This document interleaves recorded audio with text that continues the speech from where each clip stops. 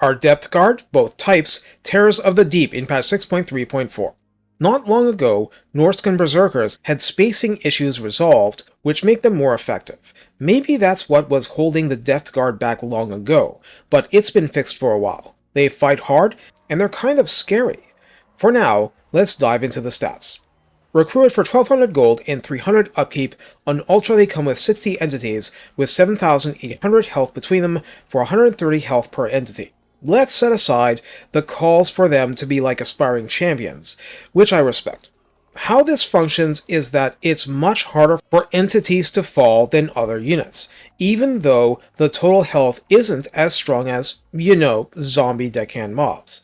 Armor of 90 makes them very hardy against broad amounts of damage. Leadership 60 is amusing, but in campaign this gets buffed a lot, so no worries. Speed 36 and charge speed 46 is almost shockingly nimble for the faction. Melee attack begins at 50. This is the starting level for many lords in the game, albeit not the top ones. Attack interval 3.8 is a little lower than the standard, meaning they dish out damage faster.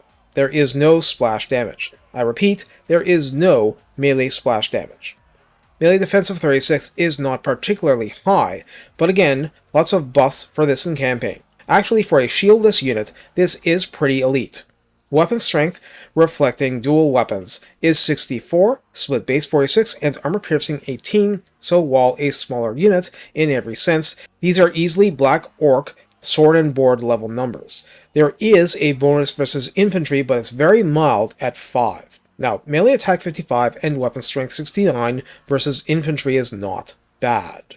Charge bonus is 30, very high for an infantry unit, and mass is 160 per entity. Besides undead features and causes fear and hide in forest, this has two simple but very powerful boosts. First, it has Frenzy, for plus 10 melee attack, plus 10% weapon strength, and charge bonus as long as leadership holds, and the Hunger, for 0.1% unit-wide healing when in melee combat. They benefit from blood, you see. Lots of blood. In other words, it's more like melee attack 65 and weapon strength 76, charge bonus 33 against infantry at ranked 0. Now, we look at the polearms version. Recruited for 1300 gold and 325 upkeep, stats are identical until you get to melee attack 42, which while 8 less is still stupidly high. Attack interval 4.4 is certainly slower, but not insanely so. Melee defense 44 is 8 better. Weapon strength 44 is way down for its default, split base 14 and armor piercing 30. So this unit is strongly armor busting.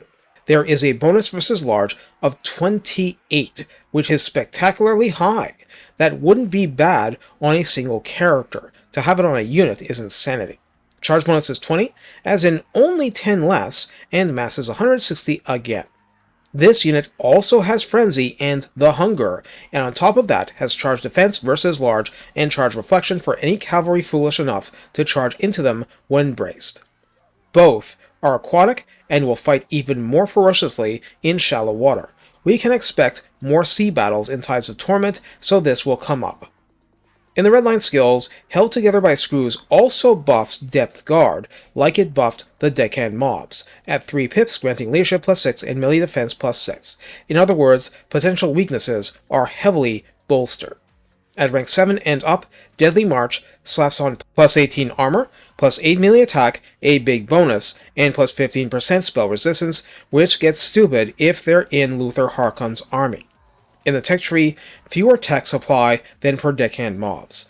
Hardened Pirate Scum raises recruit rank by 2, Serrated Harpoon adds bonus versus large plus 3 to the polearms version only.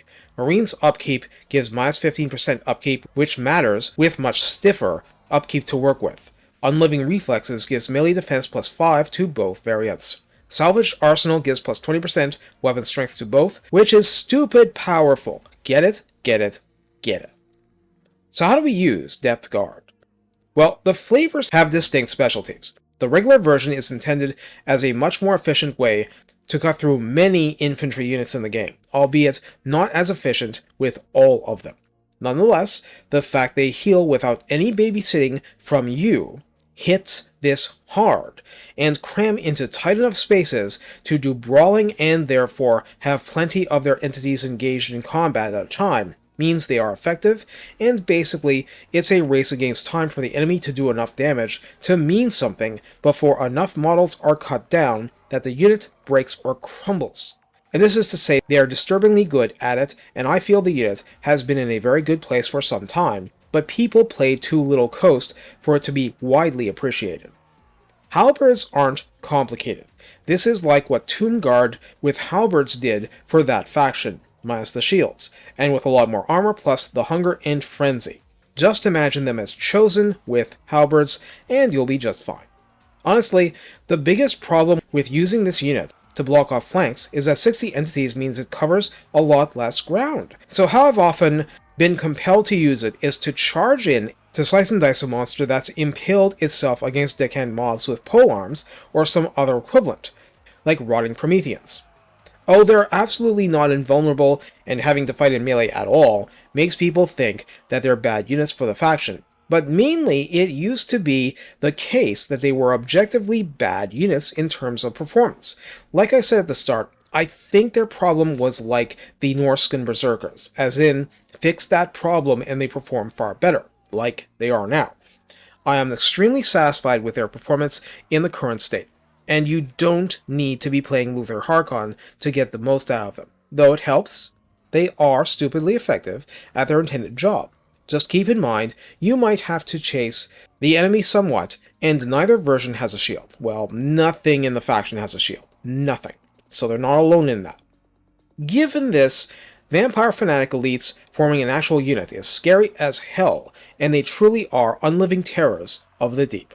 Take care, and have fun going on a bloody rampage that restores your hit points too.